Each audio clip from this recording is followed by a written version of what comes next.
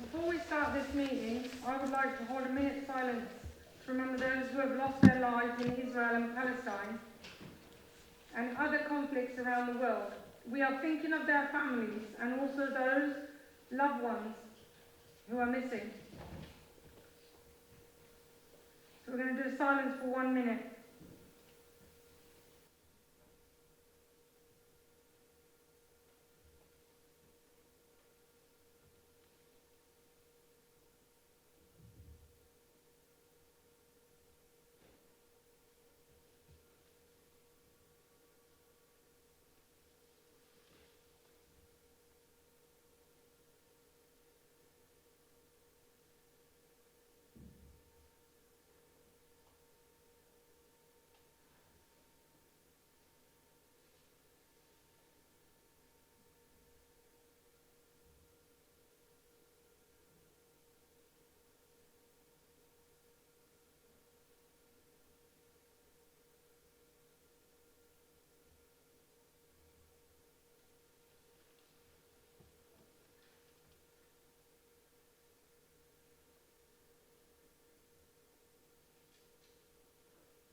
Thank you very much. Please be seated.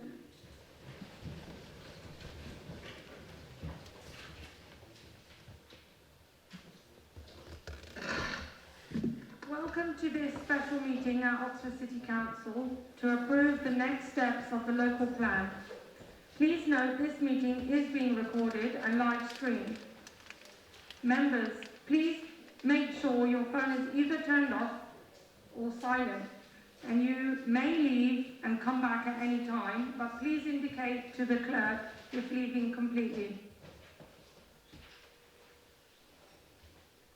This is a complex and important matter before Council today. On the advice of officers, the pace and process during the meeting will be slightly different to an ordinary Council meeting.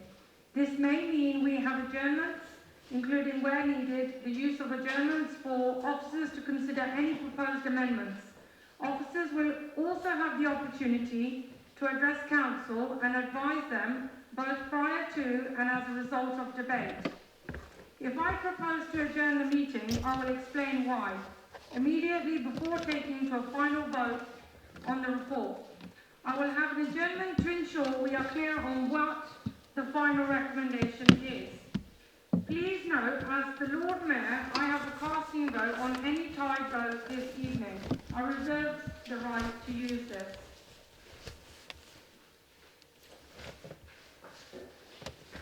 Apologies, item 1, apologies for absence. Can I ask the committee and member services manager to announce any apologies that have been received ahead of the meeting? Thank you, Lord Mayor. We have apologies from Councillors Duncan Hall and Alistair Morris.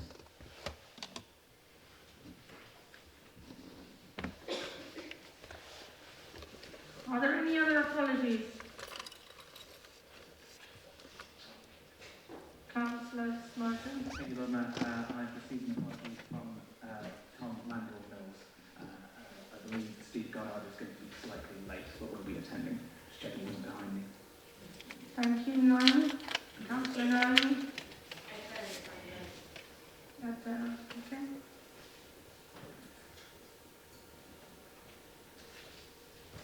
Item 2. Members, do you have any declarations of interest relating to business in today's agenda? Members, if any subsequent interest become apparent, please raise it. We will now come to item 3, announcements. As this is a special meeting to discuss the local plan, I will save my announcements for our next general meeting on the 27th of November, and therefore I have no announcements to make at this meeting. Deputy Lord Mayor, Sheriff, Leader and Senior Officers, if you have any announcements, please could you let me know? No. No. I now move to item 4, which is the public addresses and questions that relate to matters for decisions at this meeting. I can confirm we have not received any ahead of this meeting.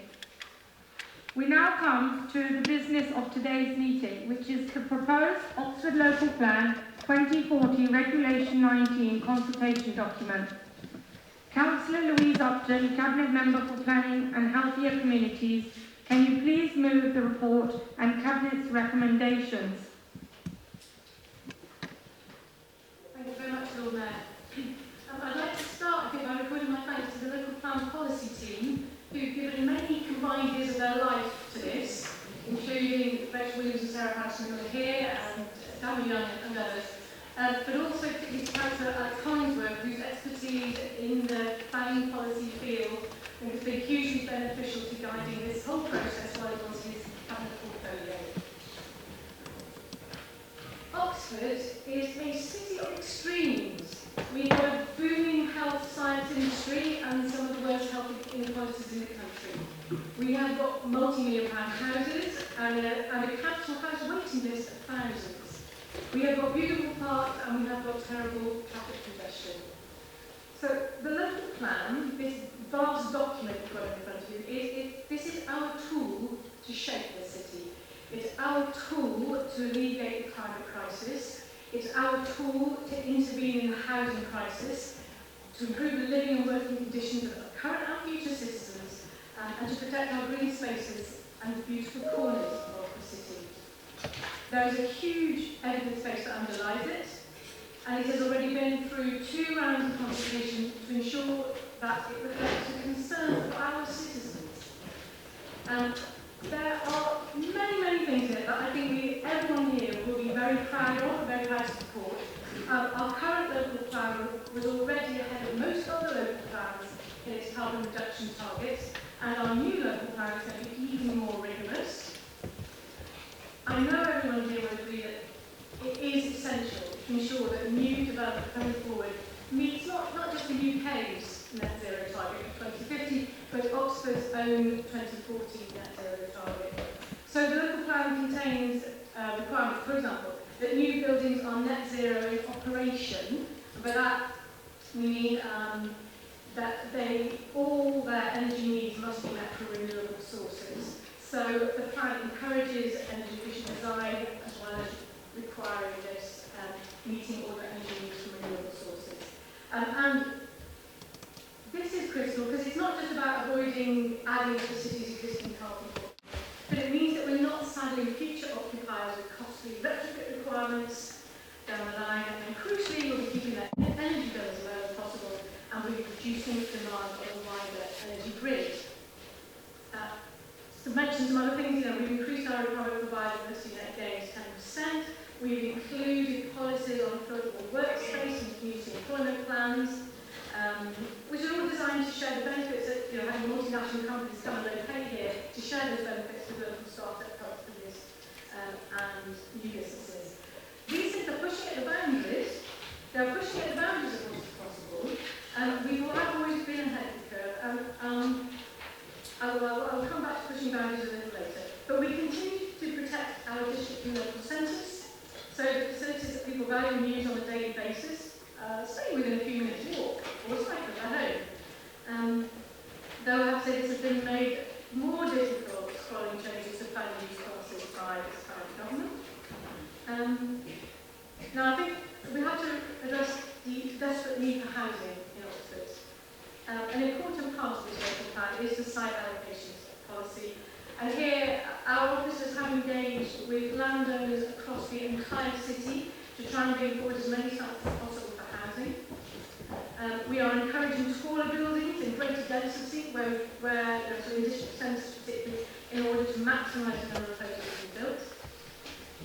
We have no new employment sites, and we are actually allowing housing on employment sites this time, and that is partly about converting some of the smaller sites in inappropriate areas, allowing them to come for housing. But we're also explicitly allowing house building on large employment sites, as long as it doesn't compromise the ability for the rest of the site to operate as a business. But going back to boundaries, in our last local plan, we had a rule of 50% of all new developments houses had to be affordable. That was 40% of council housing and 10% of local affordable. And so this is one thing here that I think all regret, and that is having to drop that to 40% affordable housing. And that is in the most unaffordable city in the UK, where we are desperate for more affordable housing. And that is why we had it at 50%, the highest level in the UK for in our last local plan. But I think our officers have outlined in the briefing note that has gone round, and that they will restate for us to be sure it is clear. Our own evidence base shows that the consequence of sticking to that 50% would be to actually reduce the number of social rented houses coming forward. So I think we have to be very, very clear on that. We'd love it to be 50%, but if we insisted on sticking to that, let us be very clear that is of no value to many people in Oxford who are on our council house waiting lists. So, on that note, I think that there's loads of things that are fantastic in this plan, which we're all really proud of, and I hope some people are going to refer to them in the debate as we go on. But on that note, I'd like you to approve the Oxford Local Plan 2040 proposed submission document so that it can go out for consultation along with the massive supporting documentation that goes with it. Thank you. Can we have a seconder? Can we have a seconder, please? I'll formally second at this point, Lord Mayor, and reserve my right to speak. Thank you. Councillor Upton referred to the officer advice being circulated to members. Please can I ask officers to summarise for the Chamber the advice circulated earlier?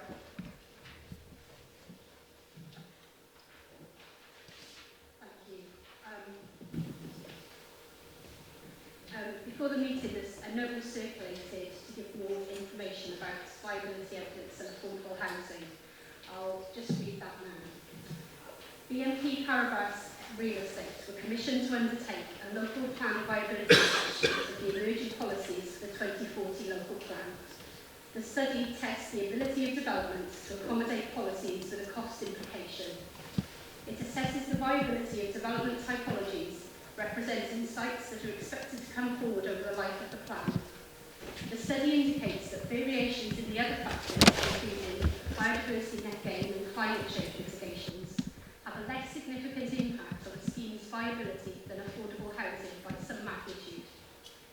It is essential that plan policies do not make the majority of sites unviable, thereby preventing them to come forward, and a plan that does propose this would not be found sound at examination. So this viability study indicates, in terms of affordable housing, the findings of the viability modelling show that very few housing sites would be able to deliver the full 50% affordable housing with an 80-20 tenure split. 40% affordable housing with an 80-20 split still pushes at the boundary of viability, but maximises what we can require whilst remaining viable. At 50% affordable housing and an 80-20 split, there are some areas where no typology would be viable. An increase to the social rented proportion above 80% would render too many sites unviable. Members will be aware that we are proposing to challenge the inclusion of first homes in the affordable housing required through the plan, because this has a significantly detrimental effect on the provision of affordable housing in the city. It should be noted that if first homes are included as a tenure type during examination, this will impact on the viability and may render the 40% level unviable. In conclusion, some risks. Setting the affordability requirement to 50% makes it a very risky approach to the local plan examination and getting the local plan adopted, as self-evidently we could not demonstrate that this was a financially viable policy requirement. Policy should be justified and demonstrated with evidence to be deliverable. The inspector may find the policy unsound and amend it through a main modification, which would be consulted on at the same time as other main modifications, but we may have no control over what percentage that might be. He may find the policy unsound and pause the examination while we redraft and reconsult on this one issue. He may consider that there are knock-on impacts to the strategy or approach which means the whole plan is unsound and we would need to start from Regulation 19 stage again. Thank you, Rachel. Before I open the floor, please note that any proposed amendments will be taken in turn as raised. I now open it to the floor. Are there any speakers for this item?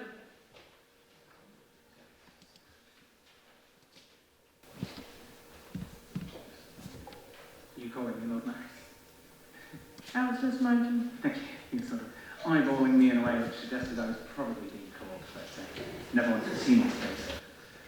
All right, before I begin, I'd like to start by noting our enormous gratitude to the dedicated team that has spent years preparing the plan that is before us today. For all that we're about to argue about the particular contentious points, we shouldn't forget the 90% of the plan that will go unremarked upon because it is not controversial, but which has nonetheless entailed a great deal of work. Also, specific thanks to officers for working very constructively with regards to the laying of the amendments that are before you, so that we can make sure we're laying practical amendments that are deliverable and that can be integrated into the plan without endangering its soundness. So thank you very much to officers for all of that. That being said, I would like to move the first of the Liberal Democrat amendments. This is about employment policy. It belongs in section E1, and it says that on page 79, at the end of the section, employment strategy...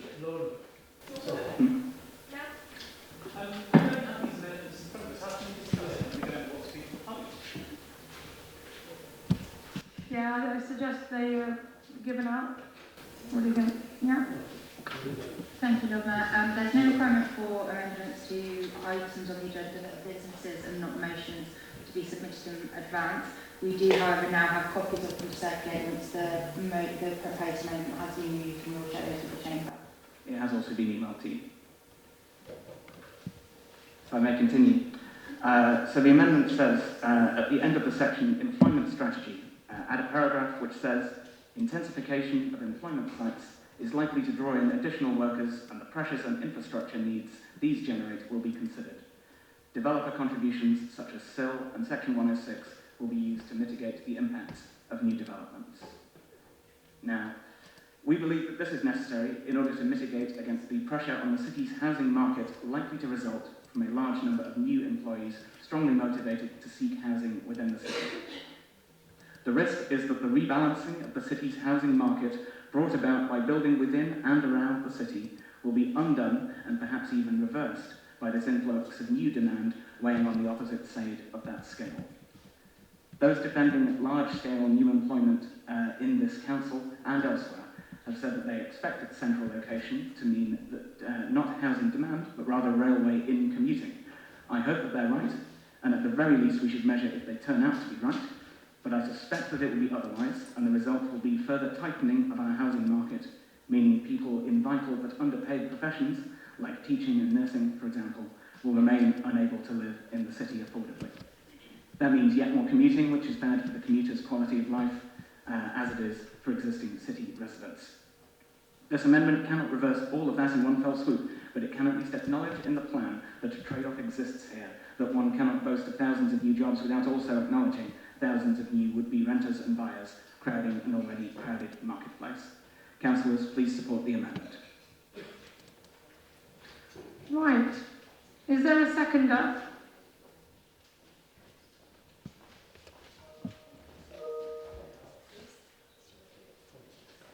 I can see that that's Councillor Farnhammer.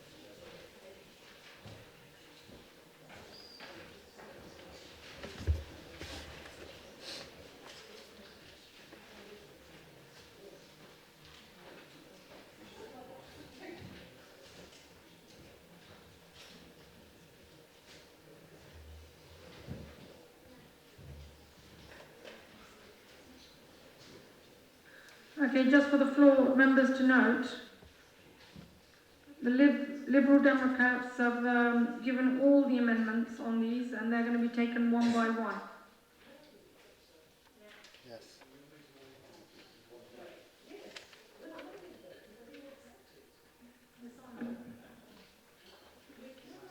Just to clarify, we've handed out all of the Lib Dem amendments, but we are going to take them one by one. And Councillor Snutt has just spoken to the first amendment.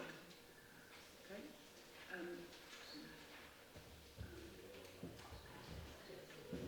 Yeah, may I ask the officers if they have any comments on the proposed amendment? No? Councillor Upton, do you want to respond to the amendment? Does it allow enough time? Yes, well, I've just like to say we will accept this amendment because it's basically kind of outlining how the planning system works in that you take some contributions under section 106 from new developments in order to plan the infrastructure needed in the city. So adding this into the supporting text is doesn't really change how anything's going to work, but we're very happy to accept it as it does indeed. Yeah, it does acknowledge the fact that having more jobs doesn't bring problems with it. So that was accepted. Are there any other members who wish to speak to the amendment?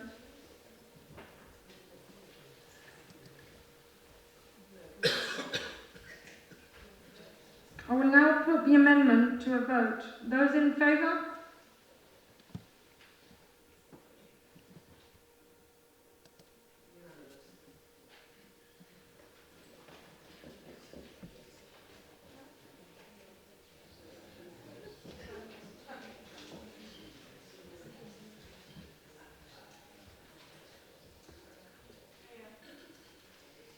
Councillor Mundy, would you like to speak? He had his hand up. Earlier, yeah, I did, yeah. Thanks, Lord Mayor. I've got a brief amendment. I'll read out the amendment first and then give a few points about it. It has been circulated. Yeah, apologies. So, this, in addition to the local plan as it's presented, all major applications to include an inequality assessment that would assess the impact of the application on local inequality issues, including the creation of community wealth building opportunities and demonstrating maximisation of social value and local procurement. And we believe that this strengthens the local plan, and it also acknowledges that major developments can have a profound impact on established communities, not just on their services and facilities, but also obviously on members of the community living nearby who are often in the most deprived quarters of our city. It ensures, or it commits to ensuring that community assets stay in the community and for the use of the community, and it also makes sure that those local communities don't lose out when they're faced with large developments nearby. It also shows that we can be ensuring that people locally are getting opportunities from that local development, which could be in the form of things like apprenticeships for young people and things like that. So I will close my comments now, and I do propose that we accept this amendment. Thank you. Okay, we weren't advised in advance of this amendment, so the officer's gone to print. Have you got them? Tom's gone to get them. So we are going to have to take a pause. And is there anyone to second the motion? Amendment? Councillor Imogen? Thomas?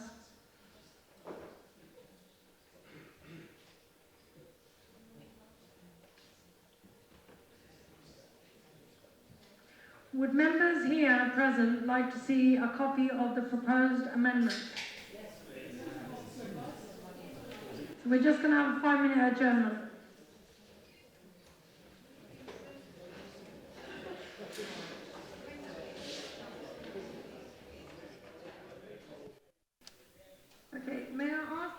officers if they have any comments on the proposed amendment. Thank you, Lord Mayor.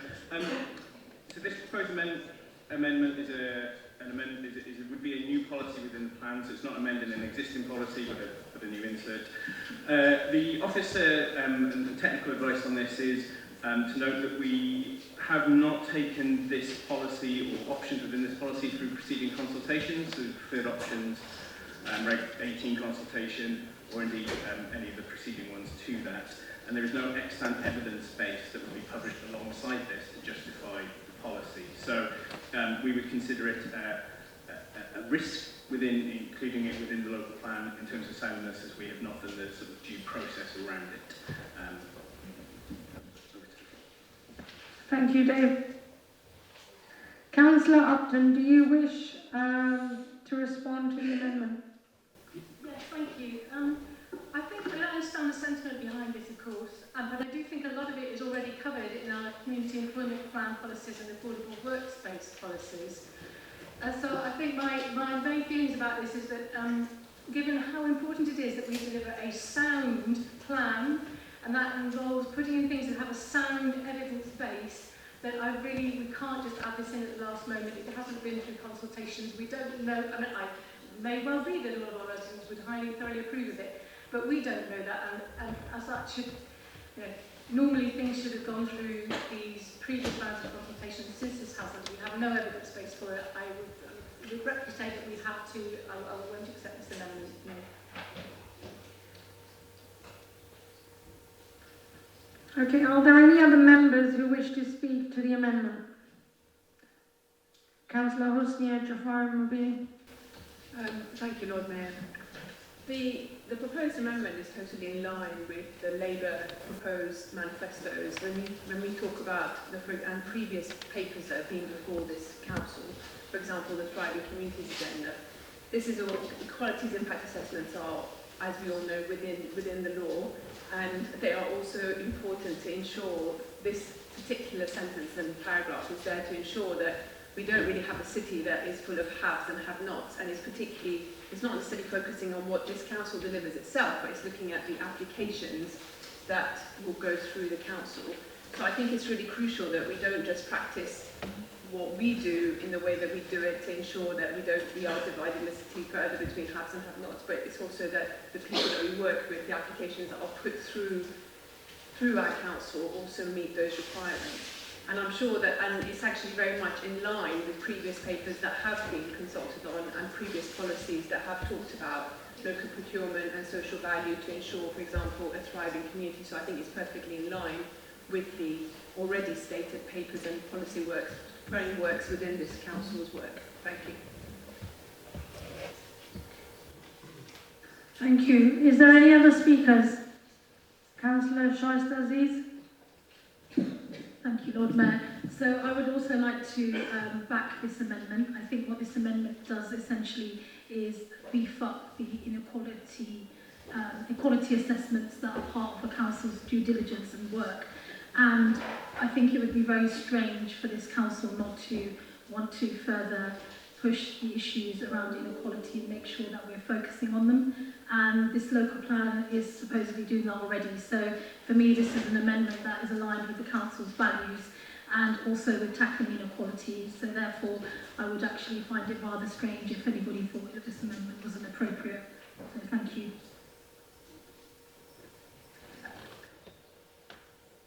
Councillor Smartin. Thank you, Lord Mayor.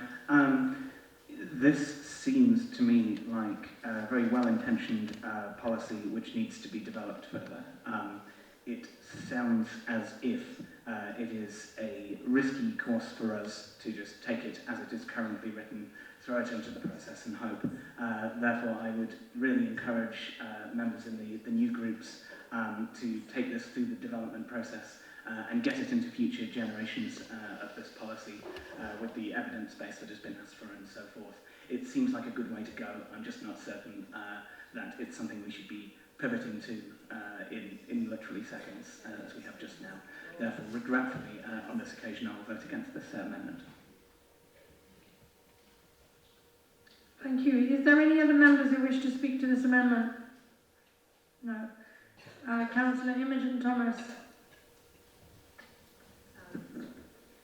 Yeah, just to echo what Hosnia said, that, you know, this is equalities impact assessments, this is bread and butter stuff, but it really does align with a lot of the rest of the plan, and yeah, thank you, Louise, for introducing it. It's absolutely brilliant in terms of all the commitments around community wealth building. For example, on the Oxford Living Wage campaign, which again is looking at inequalities, it's looking at how communities are affected, and it is brilliant to see in this local plan some commitments to paying the Oxford Living Wage, and thank you to Jabu for chairing the Oxford Living Wage campaign group. But I do think it really is in line with a lot of what we're voting on today. So I would really like to see a Labour Council, no longer, committed to tackling inequality, accepting what I don't think is a particularly controversial amendment. So I urge everyone to do so. Thank you. Thank you. Councillor Saj Malik.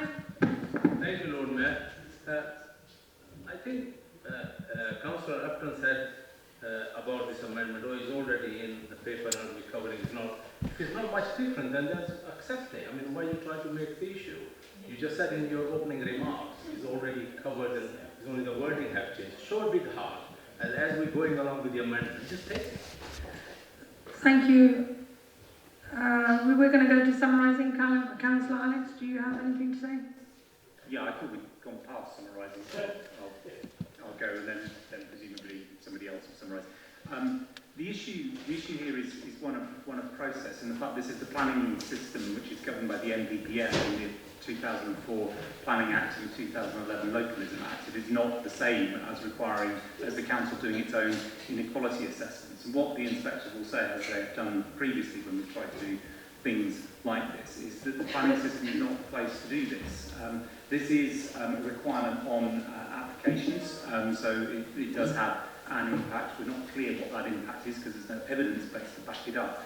But more to the point, we have the tools already in what we already do to carry out these things, and just doubling up and putting multiple versions of the same thing in different places when the MPPF process is absolutely clear that you need to have evidence that you've consulted on something, which we don't, and that the impact of it has been assessed, which we don't, then it seems inappropriate to include it at this stage. I think Chris is absolutely right. It's a piece of work that needs thinking about, just as it was when we introduced health impact assessments in the last local plan, where we considered those from the beginning, thought through what the consequences and the impacts were, consulted on, and were able to introduce them. And that's the way to proceed. Councillor Edward Mundy, would you like to summarise? Thank you, Lord Mayor. Yeah, so I think the points have been well made. You know, the local plan is very admirable so far. We're just asking for really what is a few sentences there to solidify a commitment to alleviating inequality in our city and making sure that developments are reaching that aim. And as we've said, it's very normal for us to have an inequality assessment and to ensure that that's in place for the local plan. And Councillor Malik has also pointed out that the Labour bench has effectively praised the intentions of this amendment, but also at the same time said that they're committed, well, apparently committed to voting against it. But maybe they'll have a change of heart. I would certainly encourage them to do so, because it's very much in line with Labour values, and that's what a lot of us in this chamber are sticking to. So thank you, comrades and fellow councillors. Thank you. I will now put the amendment to a vote. Those in favour, please keep your hands raised.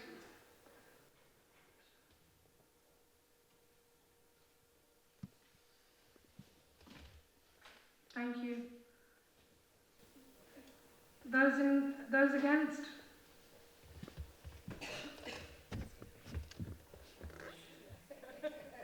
Any abstentions?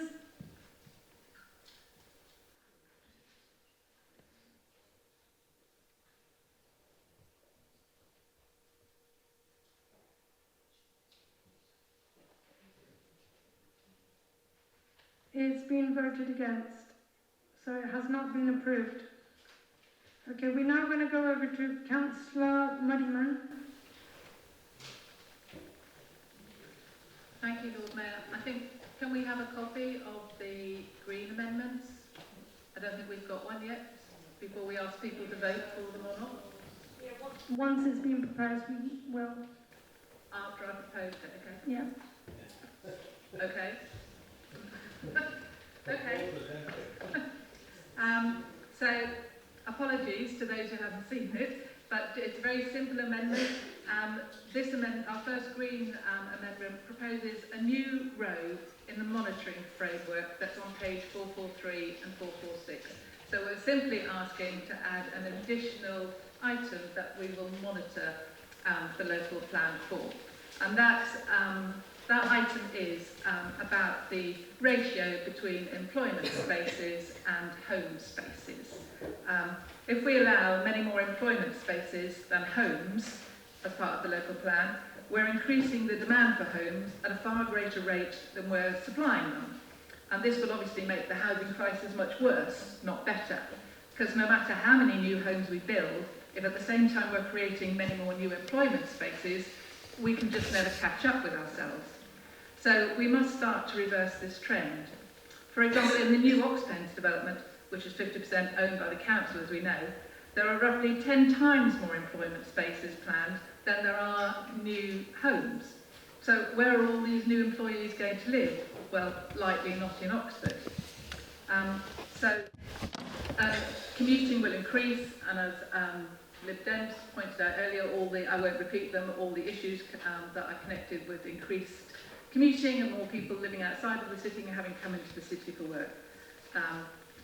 So if our aim is to create sustainable, diverse neighbourhoods where residents can live, work and play within 15 minutes travel, and if we want to improve the housing crisis rather than actively make it worse, we must aim towards parity across the city on new employment spaces and housing spaces. We should be aiming for one new home for every new employment space. However, all this amendment is asking for at this stage is that we start to monitor the ratio of employment spaces to homes as the very first step. Thank you. Thank you. If you can just circulate the Green Group amendment, please.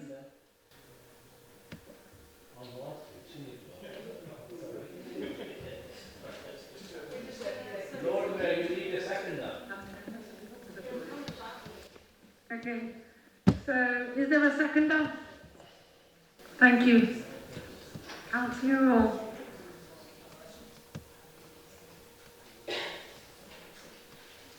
May I ask the officers if they have any comments on the proposed amendment?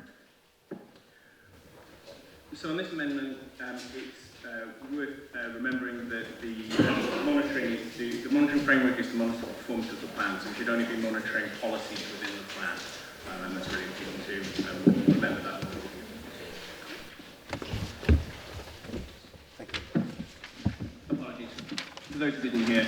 The monitoring framework within the plan must monitor the policies of the plan, and so therefore, when debating that, it's worth remembering that it can only really quantify the outcomes of the policies within the plan. I would suggest that we don't have a policy that looks at this specifically. Thank you, David. Lord Mayor, the text that's just been circulated is not the text that we've submitted. This is a previous iteration, not the version since we've liaised with officers.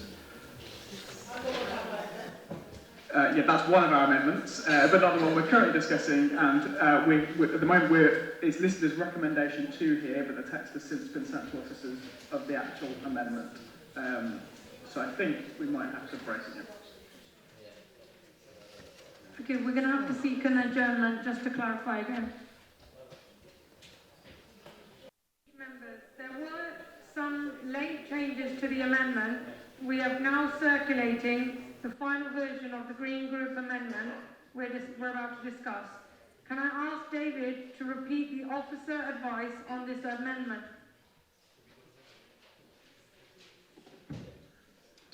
Thank you. So the monitoring framework for the local plan is there to monitor the efficacy of the policies within the local plan. So when debating this, you need to consider whether there are policies related to the ratio of jobs and homes being, kind of delivered in tandem. Thank you, David. Councillor Redmond. Yes, Ingrid, can I reply to the officer's point just by saying that, as you say, we are already monitoring housing needs and employment rates. That is part of our monitoring framework in the proposed local plan already. And this amendment simply seeks to monitor the relationship between those two things. So things that are already being monitored within the local plan, this amendment simply seeks to monitor the relationship between two things that are already being monitored in the local plan. Councillor Susan Brown, I think if you can Has speak. this motion actually been seconded? Yes. Okay, thank you. So is it now open to debate? Yeah, Councillor Hopton, would you like to respond to the amendment? Well, at the moment, just to say no, we're not minded to accept this. We don't create employment, so there's nothing for us to. We ourselves are not creating employment. There's nothing to monitor here. I mean, we're looking at. Well, no, I'm going to stop there and let Susan might want to comment, but I'm not minded to accept the amendment. Are there any other members? Councillor Susan Brown? Yeah, thank you, Lord Mayor. I mean, I think this is based on some really false premises. One is that somehow we are creating employment. We're not creating employment. We give planning permission for employment sites, but I mean, everyone knows that cities are places which generate employment. My second point would be that cities are entirely sustainable places for employment to happen. And I'm really surprised, actually, at the Green Group for suggesting that they are not. Of course, people will be travelling into the city for employment. That's a good thing, because the city has got good transport networks into the city. It's got good public transport networks. What is not sustainable in terms of employment sites is having business parks in the middle of nowhere that people have to drive to, and that is not something that I think that we should be supporting as a city or as a political party or anything else. But also this relationship between housing and employment, if you were to try and describe it in some kind of ratio in our commentary on the local plan, makes no sense in that greater context, not least because quite a bit of the housing which will support some of those jobs will therefore be outside the city. And it's very difficult for that to then be reflected properly. So I'm afraid I don't think that this adds up as a suggestion, and I would certainly urge people to not support it. Councillor Alex Hollingsworth? Yeah, I was just checking on what we currently measure, because my recollection was not that we measured jobs. If you look at the monitoring report, what we measure, whether it's helpful or not is another matter, but what we measure is the square meterage of employment space, the gain or loss thereof. You don't require a planning permission to employ more people in the same space. You don't require planning permission to employ fewer people in the same space. I mean, the numbers are inexact, but the car factory at one point employed around 20 to 30,000 people, and in the same buildings ended up employing 2,000 to 3,000 people. No planning permission was required for that car factory to lose that many jobs. And the same is true, and we've seen this with recent planning applications where buildings which were originally for office use are now proposed for science use. No great planning permission change is required for that, particularly given the use class changes that have been made by the government. And so the only thing you can really measure is the square meterage, and that's not the number of jobs. So it's difficult to see how you could achieve this, irrespective of whether it's a desirable thing, and I completely agree with Councillor Brown, it seems an undesirable thing to shift jobs out into the countryside in unsustainable locations, when they should be in sustainable locations like the centres of cities or district centres of cities, which we encourage in policies elsewhere in this plan. Councillor Linda Smith? Thank you. Yeah, I don't support this amendment. I think even if it is something that could be measured, I'm not sure it's a very helpful metric at all. As the leader has said, there's nothing wrong with people moving into new homes outside the city. you know, if that's perhaps like on land the other side of Bayswater Brook, and getting, you know, high-speed bus that's got great priority, you know, into the centre of the city or elsewhere in the city to work, or the other side of Grenoble Road, again outside the city boundary. You know, wouldn't it be great for people, you know, to build thousands of homes there and have people jumping on the Cowley branch line, you know, to get into the centre of Oxford to work? You know, that would actually contribute to the prosperity of this city and you know, provide opportunities for existing residents as well as people moving into those new developments. So I don't think it's a helpful metric. Councillor Smoton. Thank you, Lord Mayor. This is going to excite everybody. In order that I can vote for this, I propose to amend the amendment. What I propose to do, and I hope this is so simple that it will not necessitate a round of paper deliveries. I propose that where the Green Amendment 2 currently says number of jobs created, to write square metres of employment floor space delivered. Can I thank you? Councillor Moneyman, if you'd like to summarise. Thank you, Councillor Smoton. I think in the haste and slight chaos of preparing all of these amendments, that is what we intended it to say. So we're very happy to accept that amendment, because obviously the council is not responsible for the number of jobs, which is what the current amendment says, but it does have a responsibility through planning as to the amount of employment space. And the amount of employment space dictates roughly how many jobs are going to be created in the building. So yes, we'd be happy to accept that amendment. I'm just taking a pause.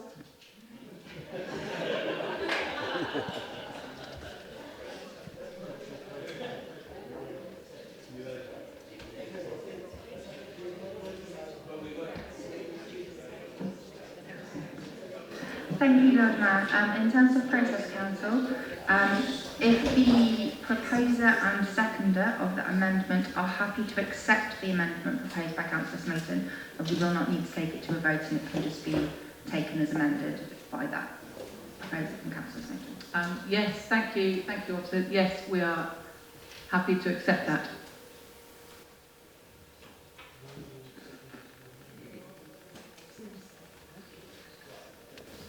Point of order, Lord Mayor. Do you need a seconder to the amendment to the amendment?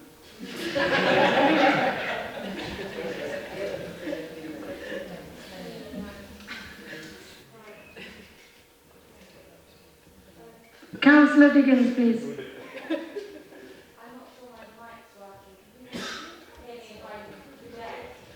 Can you use the mic next to you? Sorry, I just wasn't pressing the button hard enough. Thank you. I just wanted to say that I don't think that amendment fixes the problem that, as I'm reading it, our benches have with it, which is that employment space doesn't dictate the number of employees on that space in the first place, and that comes back to the measurability thing. A lab is going to take up way more space and have way fewer employees than sort of a really intensive office space. There's no way that square meterage of employment space actually even necessarily corresponds to the number of people working there. So again, while I agree with Councillor Brown that it's not something we'd even want to measure anyway in this way, it's not something we can measure in this way. It doesn't really show us anything. It might be a more interesting measure of how employment space use is being changed over time, frankly, than the idea that it's going to measure housing versus number of people employed, even as a proxy measure. I just don't see that happening. Thank you. Thank you. Councillor Husnia Jaffrey Marbini. Councillor Smith just spoke of that there is no issue with lots of employment being created in the city, and everywhere that employment is being made, people living outside the city and just coming in on the Cowley line, which obviously is not happening any yet, hopefully in the future. The issue with that is then we're going to have a city essentially for students, tourists and the extremely wealthy, and a very gentrified city, and then we are going to have no actual people who work in the city, working families in the city, able to afford to live in the city, which actually a lot of the staff I work with in the hospital complain about already. So that's already a huge issue, and I think any way we can monitor that process of gentrification, which is happening in our city, unfortunately, is a good thing. Point of explanation, Lord Mayor. Point of personal explanation. What I said was just completely misrepresented, and the position I was setting out was actually pro jobs and employment in the city. Thank you. Can we go to Councillor Gant? Thank you very much, Lord Mayor. I would like to support the amended amendment. Is that the right number of amendments? I think so. Because, you know, colleagues on the other side there have said that this is not an accurate measure of employment, either numbers or space, and it's not something we want to measure anyway. But that's not actually what the amended amendment says. What it says is it's a way of comparing one thing with another. In other words, homes with employment space. And it seems to me to do that in a very sensible way. And that has clearly been something that this council has been criticised for, and rightly, in my view. I was interested to hear Councillor Brown say, I hope I'm phrasing this accurately, that we don't want people to be working in business parks in the middle of nowhere. Well, I would have thought that if they're working somewhere which needs to be accessed by car, which plenty of places do, then, you know, putting them on a sustainable road network away from congestion in the city is exactly what we want to do, so that those sites that we do have in the city can deliver housing, which this council has failed to do. For example, in my own area at Oxford North. Councillor Saad Malik. Thank you, Lord Mayor. I'll be voting against this amendment. I don't think so. I think what Councillor Morton just rephrased it, and I'm on with that Councillor Hollingsworth, what he said earlier. We are a planning authority. We're a two-tier system. It's all right we can sit here and debate it and everything. Oh yeah, we should be doing this. We're not a unitary authority. We had limited authority, and the two-tier system where you're the planning authority is the planning document at the day, and you do not require a planning permission to have for the employment. It's simple. I will just read it in that manner. So I'll be voting against the amendment. Thank you. Councillor Ed Turner. Yeah, thanks, Lord Mayor. A couple of points. I mean, one is, I think people are sometimes maybe getting a little bit carried away with the rhetoric. This is a local plan that does several things. One of the things it does actually is safeguard many sites for housing. You might think, if you were to listen to this debate, that what we were saying was let's rip out loads of housing sites and make them available for employment. Not so. Secondly, and perhaps in response to Hosnia's challenge, we continue to have, I think one of the most exacting, if not the most exacting, requirement for affordable housing, and particularly social rented housing, genuinely affordable housing in the country, which is really important. And so, you know, take a step back from that. We are not saying let the market rip, quite the reverse. Just on the sort of measurement point, housing units is an interesting one. I don't know if we're talking units or bed spaces. I'm not clear if students' accommodation is included or not. I wouldn't expect them to be working full time. I mean, no doubt Councillor Muddiman, in the summing up, will enlighten me. You know, the last point, I nearly fell off my chair when I heard the lead member for Transport at the County Council say that he favoured people driving to out-of-town business parks over coming in of sustainable means of transport. That was a quite remarkable statement, and he's going to clarify it. He'll give it the point of personal explanation, but the great news is it's captured on film for all to enjoy. Councillor Grant, would you like to reply? Yes, I don't speak here as a member of the County Council, and so I'm not answerable to you for the actions of that council. Councillor Ajaz Rahman. No, I haven't finished my point. Oh, you've not finished, sorry. But if you're asking me to say, do I think that is more sensible than somebody driving into the centre of town, then yes, I think I do. And perhaps I could ask Councillor Turner for a little bit of assistance in getting his political party to agree what its priorities and policies are on transportation in Oxfordshire. Councillor Ajaz Rahman. Thank you. So the most important thing here is in the square meterage doesn't tell you how many homes are going to be. So just by having X amount of square meters for employability and for housing will not tell you how many homes you create, because it depends on the size of the home. And Councillor Malik actually said my second point. So I think this monitoring doesn't actually do anything for what you're trying to achieve, and find out how many homes there are to be compared to employability space. Councillor Malatif. Thank you, Lord Mayor. I'm minded that we had officer advice to the original amendment, but I wonder if we could get officer advice on the amended amendment, please.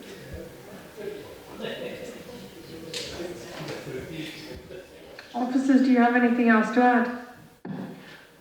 Well, the advice is the same, which is the monitoring framework needs to monitor policies within the plan. So the advice is precisely the same. Thank you. Councillor Madiman, can you please summarise? Yes, thank you. I repeat that this amendment, proposed amendment, does monitor the relationship between different policies and the plan, if not directly policies within the plan, because we don't have this policy in the plan. We don't have a policy that that says we should be creating a proportionate number of homes for a proportionate number of jobs that are created, or employment space that will lead to jobs being created. To Councillor Turner's point, no, we would not include, this does not include student homes, student beds, which is something you asked, so it doesn't include student beds, and it would, but I think it is completely possible, as I'm aware it is on the development currently planned for Botley Road, the DFS Carpet Right site.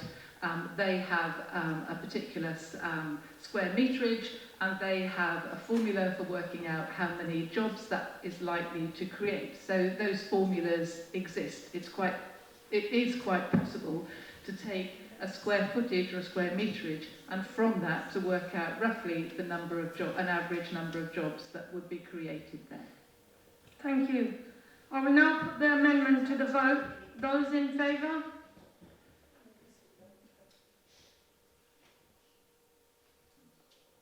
Please keep your hands raised.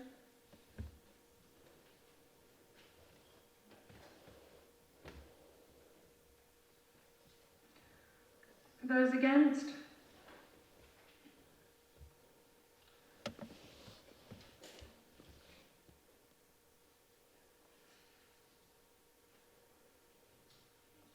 Any abstentions? No. Are there any more amendments?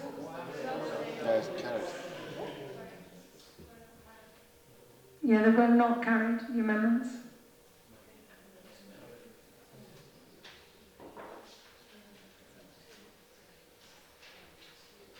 Councillor Smargill. Thank you, Lord Mayor. This might please the Council. I'm going to save us all a bit of time because there are 3 Lib Dem amendments which I understand that the Labour Group are minded to accept, and therefore which I propose to move en bloc. I'm intending to move Lib Dem amendments 3, 5 and 6, and I will then shut up and let the councillors either side of me elaborate on what the amendment is about, and then hopefully we can move on quite quickly, considering there seems to be consensus around them. Councillor Susan Brown. Sorry, is the amendment seconded? I was actually going to clarify. We are happy to accept amendments 2, 3, and 5 and 6. And then I think that there was some discussion that we were still having on the one around cycle parking standards, and therefore it would be sensible, if we are going to try and move ones where there is general agreement together, to do 2, 3, 5 and 6, and then perhaps come back to 4, because I think whilst we are all hoping to get to the same place on it, I think there's genuinely a bit of debate about what the best wording might be. Yeah. I suspect you might not be too agreeable with 2 when you hear the speech about it, so I'm going to move 3, 5 and 6, not number 2 on this occasion. Are they seconded? Councillor Miles. Thank you. You're not speaking right now. We're just getting a second up now.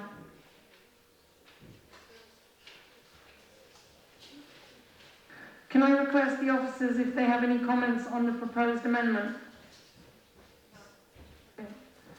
Councillor Upton, do you want to respond to the amendment? Which one? Starting? 3, 5 and 6. Yes, 3, 5 and 6. Very happy with number 3 as it being less prescriptive about future parking locations. It seems like a very sensible idea actually, so we're very happy to accept that one. 5, again, this is something I think that we're very happy to accept. This council has adopted, said that we need to sign up to Vision Zero, so having that, just having this paragraph in our local plan seems very sensible, so accept number 5, and then number 6.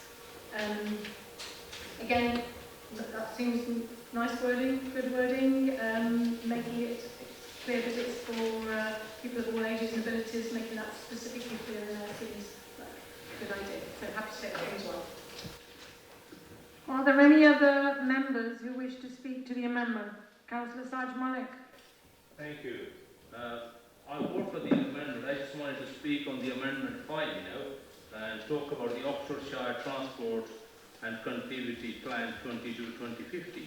I think Lib Dem should, City Council should have a word with their Lib Dem and the County Council. I mean, all this cyclist death being, and unfortunately done by the HGV vehicles.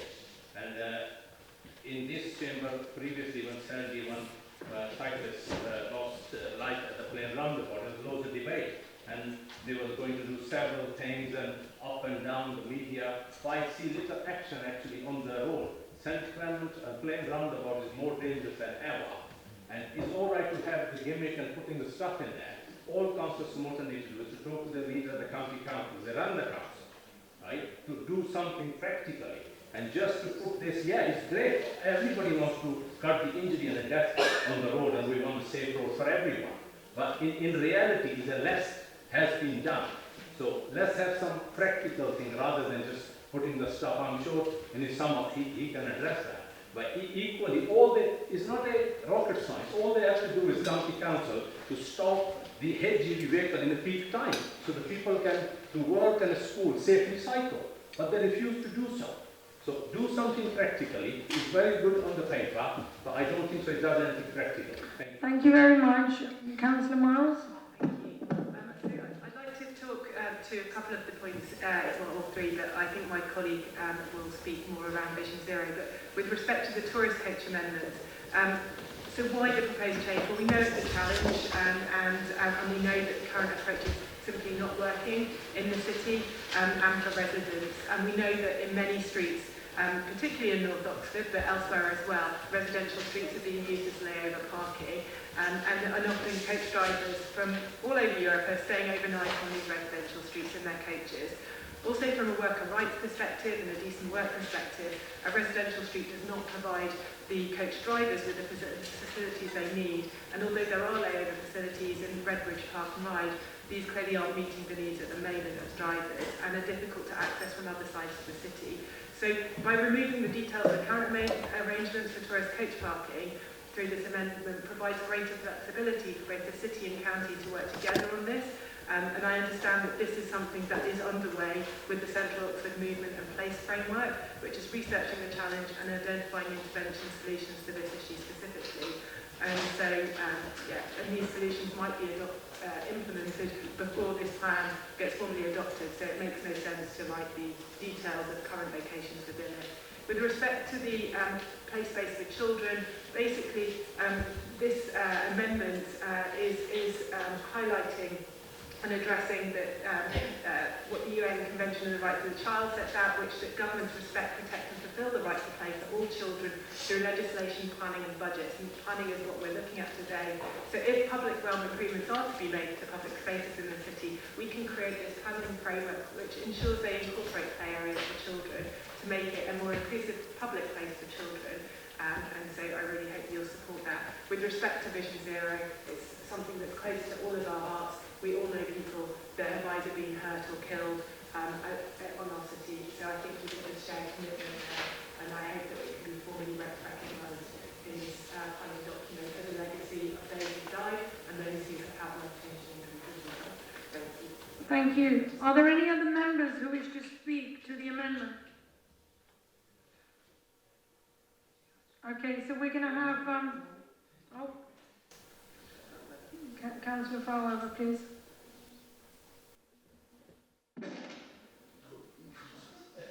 Sorry about that. Thank you, Lord Mayor. Yes, I'd just like to say a few words about Amendment 5, which is basically asking that we we have an integrated approach as set out in the Oxfordshire Local Transport and Connectivity Plan. I was very concerned last week that a long-standing friend of ours was knocked off her bike on Banbury Road.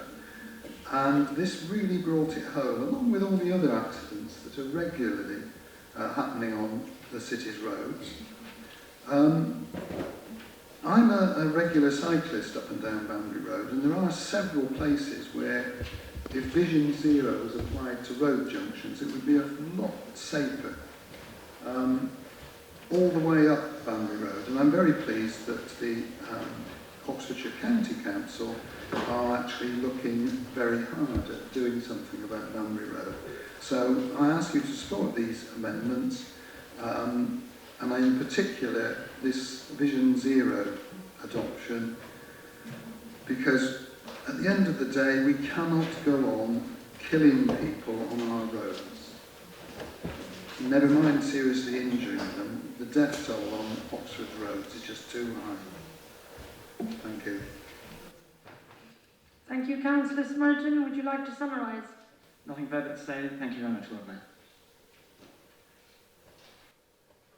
Okay, we're going to vote on the proposed amendments 3, 5 and 6 together, as they have been put together as a proposal. All those in favour, please keep your hand raised.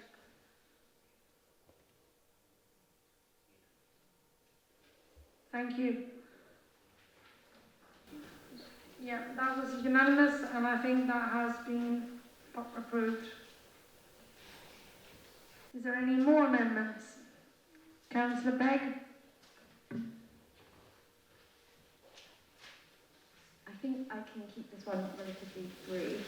It is Amendment 1 on the piece of paper that everyone has with the Green Group amendments. And my understanding is that Louise is happy to accept this. It's a very simple change that will put a greater requirement on developers to deliver biodiversity net gain on site rather than in other places within the nature recovery network in Oxford as a first instance. Delivering net gain elsewhere in the city, whilst positive, isn't as positive as delivering it on the site in the vicinity of development where it can benefit the people who live and work in that area.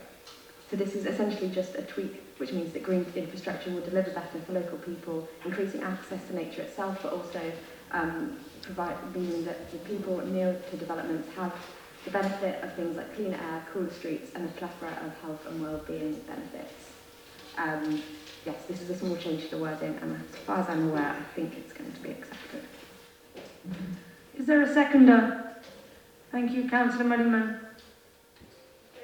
Officers, you don't have anything to say? And Councillor Upton, do you wish to respond to the amendment? Yes, just to say thank you. I think it does reflect what really was the intention of the plan, but it certainly does make it clearer by moving that phrase up to the front in the sense that we expect it to be on-site or possibly can be. Yeah, so thank you for that. My colleague might like to add something. Councillor Anderson. Thank you, Lord Mayor. Yeah, just to sort of echo, to welcome this amendment, because it does very much line up with our intentions in this space. So certainly our biodiversity strategy is actually looking for sites to put biodiversity net gain in the city, which would be a good thing. The FOP-EAG and the Local Nature Partnership are also actually looking at sites in Oxfordshire, where on-site is not possible. I would also say actually that sometimes delivery not on-site can be better. If it's done in Oxford, I mean, you could argue that biodiversity net gain on the science park, in some corner is probably better in, for example, I don't know, a park that more people can access, for example. So it's not as clear cut, but I certainly do welcome this amendment. Thank you. Is there any other speakers? Okay. So, Councillor Peck, would you like to summarise? I don't think there's much need. Happy to just go to a vote. Thank you. I will now put the amendment to a vote. Those in favour, please keep your hands raised.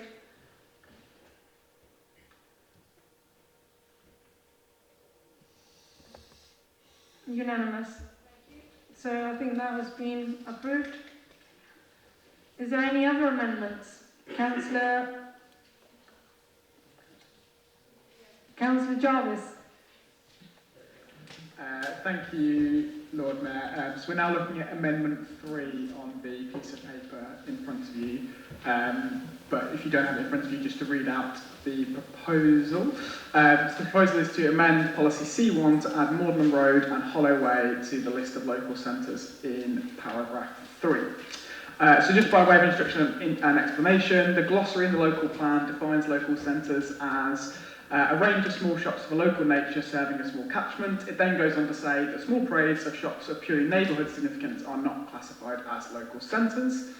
The plan goes on to list local centres as St Clement's, Water Street and Little Clarendon Street, High Street East, Rose Hill, North Parade Avenue, New Marston and Underhill Circus.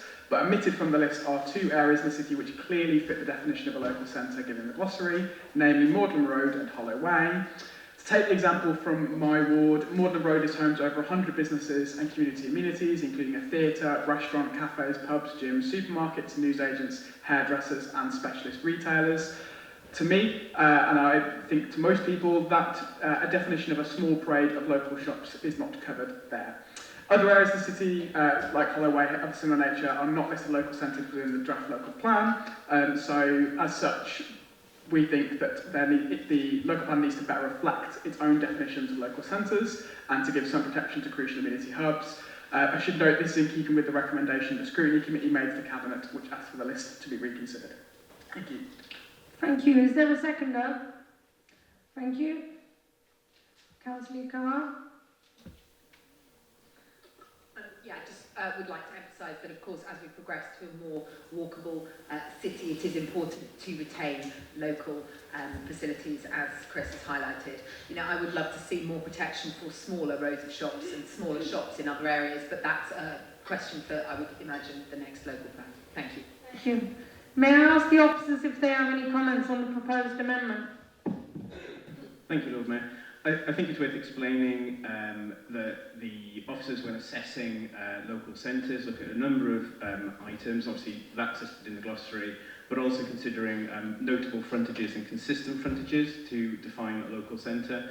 And in the assessment of these, we added one into the draft plan, which was Underhill Circus, but officers did not feel that Holloway and Magdalen Road were sufficiently notable and providing a clear focus of consistent frontages, which is why they weren't included.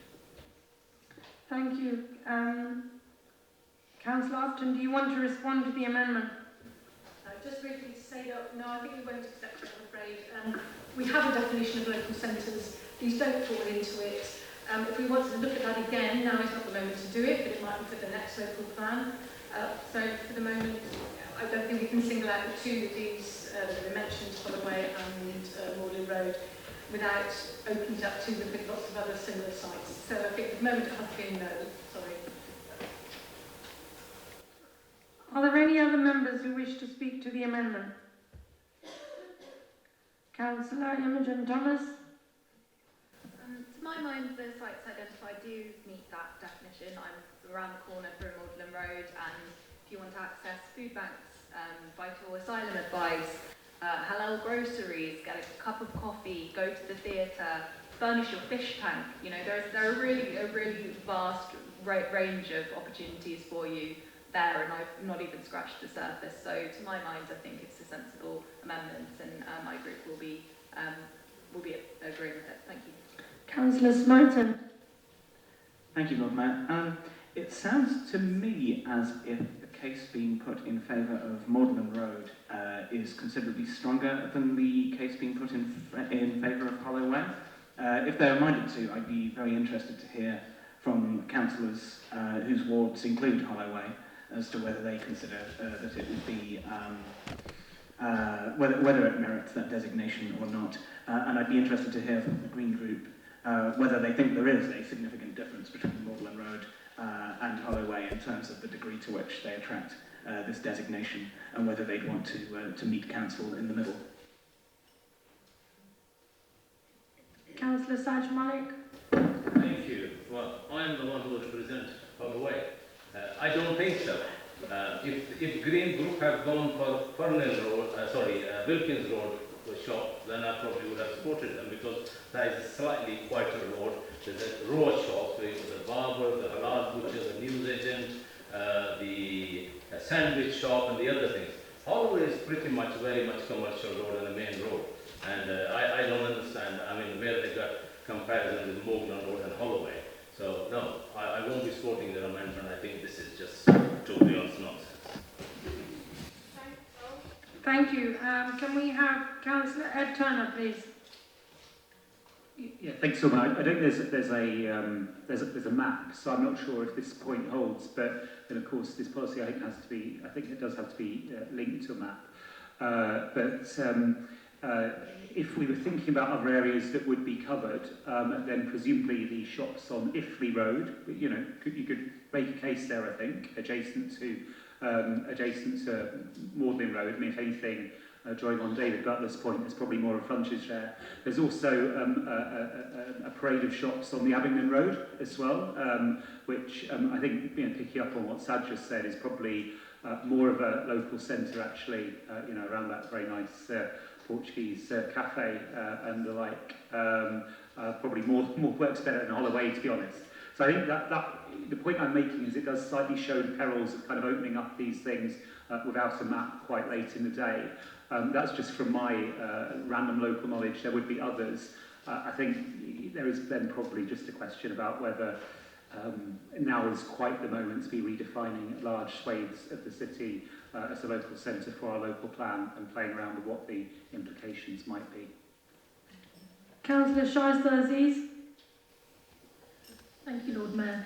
So I live very close to Holloway, and it's not a gentrified area, unlike the part of East Oxford that has been mentioned in this motion as well.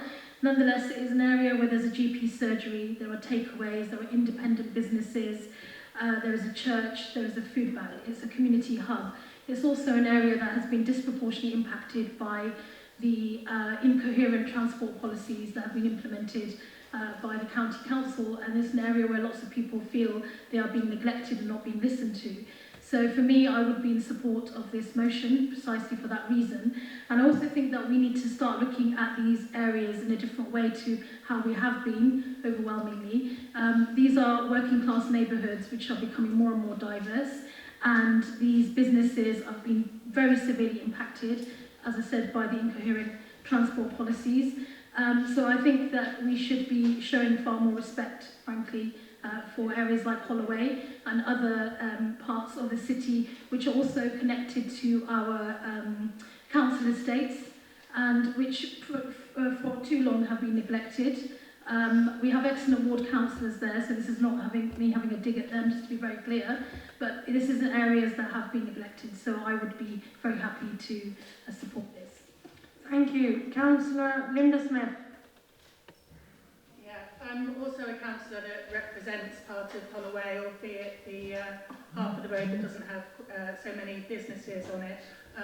But the more commercial end, as has been said, you know, we've got some really brilliant businesses there, like really long-standing businesses like Smith & Lowe, you know, that people come from all over Oxford to visit, to new startups like the Indian Sweet Shop, which is you know, a really good asset for the area as well. But I do, as Councillor Aziz has said, there is a danger there that people already don't feel listened to, like in relation to a lot of the transport policies that have been thrust upon them and that they're feeling the impact of in the last couple of years. And that is the danger of bringing things to this chamber so late in the day. What I would really like to do is actually properly understand the impact of redesignating this stretch of road and actually speak to the local businesses, and give them the chance to understand the possible impact on them and what this change of classification would mean for their business.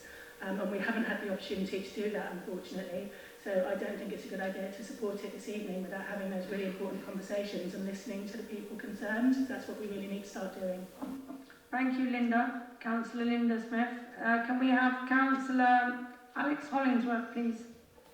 Yeah, I mean, I certainly appreciate the discussion of different senses, and that there might be a case in due course if the definition was changed for including, say, Morden Road. But there doesn't seem to be an awful lot of discussion what the impact of this change would actually be, other than it adds some names to a list, because the policies that are in policy C1, so being in a local centre means that new Class E uses will be permitted, so retail, cafes, restaurants, leisure, blah blah blah, offices, residential, etc. So not being in a local centre means the final paragraph of policy C1 applies, which is planning permission for retail and leisure proposals outside a defined centre of greater than 350 square metres in floor space will only be granted if a retail impact assessment. So essentially it just makes it slightly trickier for a larger shop to be opened if it's not in the local centre. It's not life-changing, I don't think, unless I've misunderstood the policy. It's just a slightly different approach to how to deal with the planning application. Thank you. Is there any other members who wish to speak on the amendment? Okay, so then Councillor Jarvis, can you please summarise? Yeah, I'll very briefly summarise.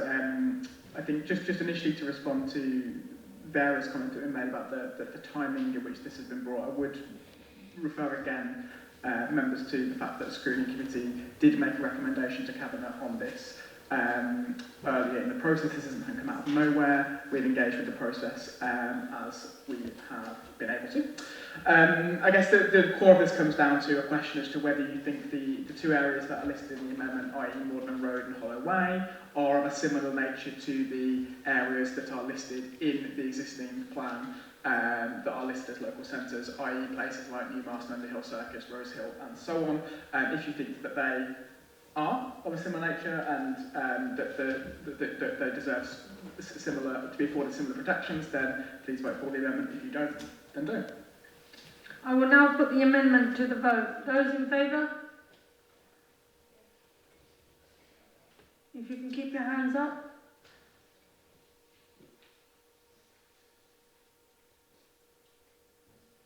Those against? Any abstentions? Sorry, did you get that? Yeah, can we do that? Those against, please.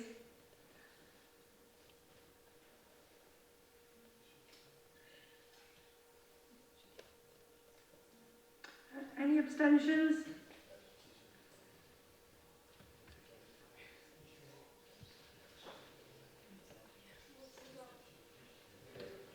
Thank you. The amendment has not been approved. Are there any other amendments? Councillor Smoten. Thank you, Lord Mayor. Just two to go, or possibly 2.5, depending on exactly how we do the bike parking thing. I gather that might be advisable to split into two bits, one which is easier, one which is less so. So look forward to Amendment 4B or 4.5 or whatever we're doing there. Amendment 2, that's the point here. I'm going to propose Amendment 2, which says that in policy G1B, page 93, replace ensuring sufficient reprovision, ideally on site and to the same standard or higher, with ensuring reprovision to the same standard or higher in terms of both quantity, capacity and quality. This reprovision should ideally be on site and should be in a location easily accessible to existing and new users of the site. So, why do we think that that's an amendment that we should be visiting here? The reason is, so if you, councillors, were about to lose your local park or green space and that the council had pledged to replace it, what would you consider to be a replacement, or a reprovision rather? The same setup translocated by 100 metres? I imagine you probably would say, yes, that constitutes reprovision. If it were reduced in size by a half, you might dispute that that's reprovision. If the facilities were reduced in quality on top of that, I'm quite sure that you would dispute that that constitutes reprovision. And yet experience suggests that our current policy accepts that reprovision at a markedly reduced standard still counts as reprovision. This amendment seeks to tighten that rule so that when the council says it will be replaced, that meets the common sense definition of those words. Thank you, councillors. Please support the amendment. Is there a seconder for this? Councillor Gant.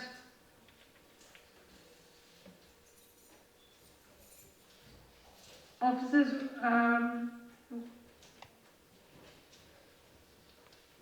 would you like to comment? No. Councillor Upton, would you like to respond to this amendment?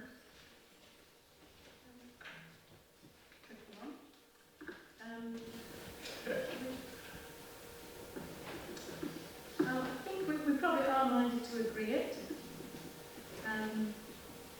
because that is what we already aim to do. If we ever lose someone who's going to green space, we aim to re-provide. It's there, mitigated by ensuring sufficient re-provision. I don't think we need to have this. We don't need to have this, the same standard or higher, as specifically spelled out there. I'm somewhat interested to hear what everybody else is going to say on this debate, but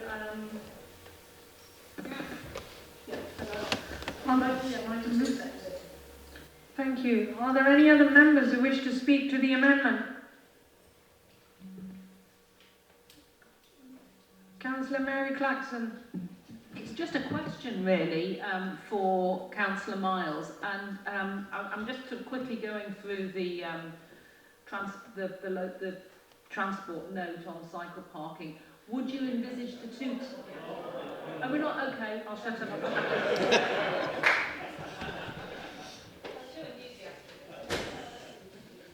Any more speakers?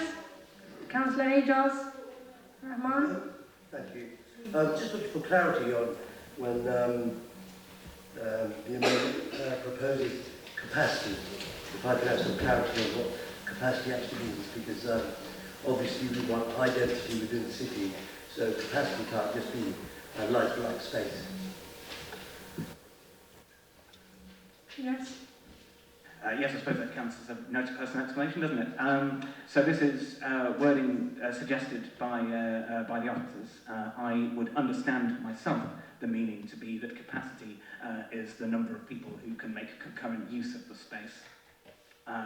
Quantity, I would personally have understood to mean area when it comes to a green space. I would invite, if I'm allowed to, officers to clarify if that's what they intended to mean by those words, but that is what I understood those words to mean. Are there any other? Councillor Nigel? I mean, having looked at the amendment, I just think it's too prescriptive. I mean, the point is you can have a re-provision which may be smaller in size but better quality. So the risk of saying it's going to be higher in terms of both quantity and capacity, which I must take to mean size, is a problem here for me. So I think you're tying us up in frankly in knots and not allowing us the discretion in the matter, and therefore I believe we should stick to the original wording. Are there any other members who wish to speak to the amendment? Councillor Edward Turner? Thanks, Lord Mayor. I suppose it's really a question, and it may not help, but as people know, I follow football closely, and there's often been the re-provision of playing fields across the country where you've seen grassed areas replaced by artificial pitches. which can then be used much more intensively. And that's sort of been part and parcel really of I suppose the expansion of football. And I'm a bit of old school. I'm quite an old sort of romantic, and I like sort of mud getting churned up and Councillor Smith suggested. I was actually at South Park and experienced that. I wish I'd brought a ball along, or I could have blown my whistle or something. In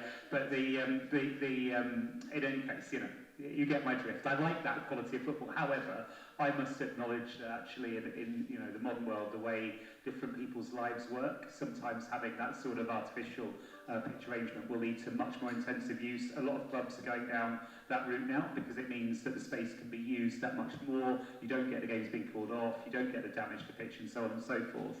So I just want to understand whether if people ever look to do that with this local plan, that would be a problem or not. Because of course the other fairly obvious point with this is that it could then facilitate the building of homes. And the proposal of the amendment used to describe themselves as YIMBY, and so presumably if we saw the more intensive use of land in a way which is beneficial, for example, for loads of sports people, and freed up land for development, that could only be a good thing. Thank you. Councillor Mike Rowley. Thank you, Lord Mayor. I was thinking, as Ed spoke, of the example of the football pitches in my ward, in Barton. The size devoted theoretically to local football before the Barton West development was theoretically had certainly had a larger area, theoretically had a larger capacity, and the number of people who could stand in it together was somewhat greater. However, the development enabled the provision of a new pavilion with proper facilities for women and girls and for people with disabilities. It enabled the provision of an artificial pitch for children, which is secure, so that the clubs don't have to go over the pitch, picking up pieces of broken glass and dog excrement before the children play, and various other advantages that came with that. I think that this amendment, as Nigel says, is too prescriptive, and it would actually risk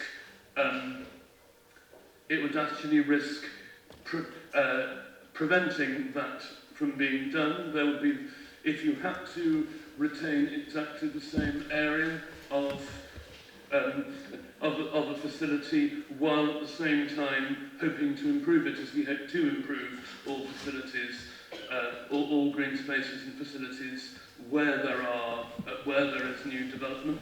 There could be viability concerns. I'm not sure what officers would say about that, which might result in there being fewer improvements if the same area and capacity thus defined had to be retained. Those are my concerns anyway about this amendment. Thank you. Councillor Linda Smith. Yeah, just to build on the points raised by Councillor Turner and Councillor Rowley, I think a weakness of this amendment is that it doesn't really mention public accessibility of green sites, and I think that is important.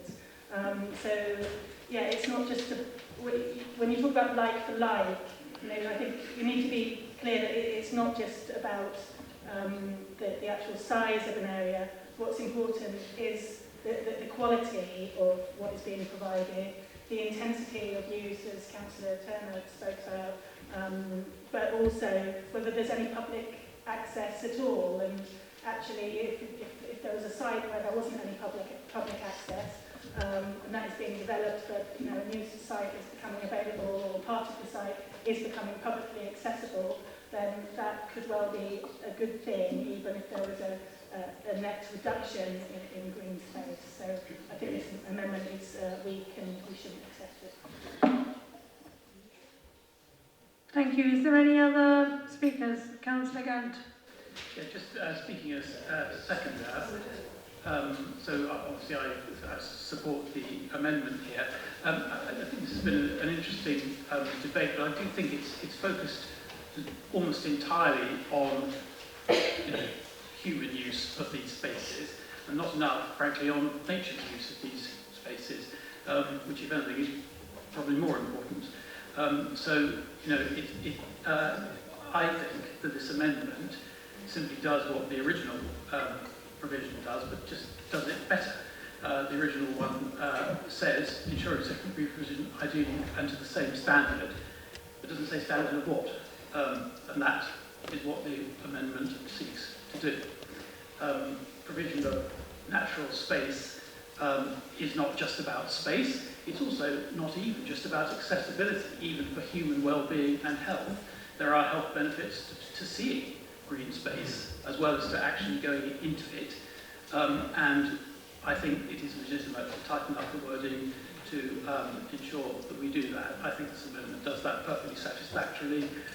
Councillor Smith made the point that it doesn't mention access. Well, neither does the original. I mean, it would be perfectly possible to add a sub-amendment to put that in.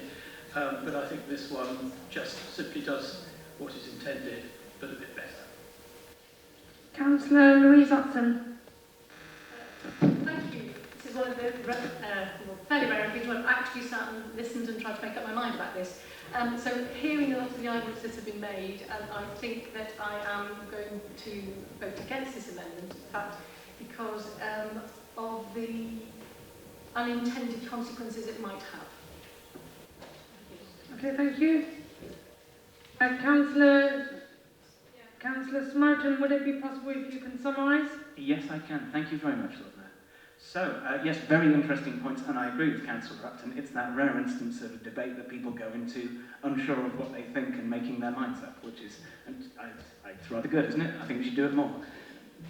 Right, so Councillor Chapman has hit the nail on the head, and it's been reiterated a couple of times.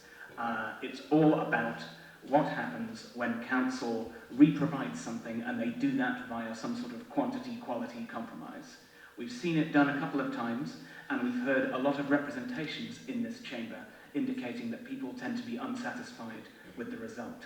My contention is that we tend to think in our minds about that sort of product, that rectangle with quantity on one side and quality on the other, which is strange dimensionally, and we tend to convince ourselves that we've resized it properly, and people tend not to believe us. I suggest, therefore, that we should constrain ourselves more tightly to do what people are expecting of us, rather than making up justifications for ourselves, which is, I think, what tends to happen, and what leads to us making those compromises that only we end up liking. Councillor Turner revisits the old saw of YIMBYism as a pact to any building anywhere. I'm very much am a YIMBY. That doesn't mean that I endorse absolutely every building in absolutely every circumstance. And the circumstance where there is a significant compromise of green spaces of significant public utility is one of the cases where I personally draw the line. To Councillor Linda Smith, I'm happy to reiterate that the amendment introduces ... and should be in a location easily accessible to existing and new users of the site. So I hope that you're reassured by that. Thank you. Please support. I'm now going to put it to the vote. So those in favour, please raise your hands.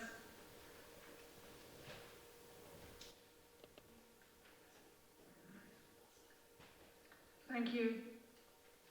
Those against?